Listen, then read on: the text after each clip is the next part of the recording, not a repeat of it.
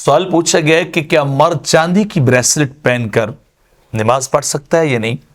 تو اس کا جواب یہ ہے کہ مرد کے لیے چاندی کے وہ بریسلٹ، وہ ہاتھ کے اندر رنگ ٹائپ یا جو بھی ہو، یہ اس طرح کے بعض کا گلے میں چین ہوتی ہے،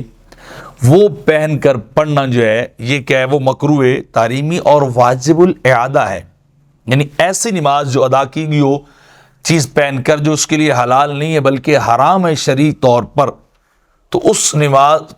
اگر پڑھی جائے گی تو پھر وہ نماز، اس نماز کا اعادہ اس پر جو ہے وہ ضروری ہوگا. فتح رضویہ شریف کے اندر امام اہل سنت جو ہے وہ مجدد دین و ملت فرماتے ہیں کہ سونے چاندی کے چین تو مطلقاً منع ہیں.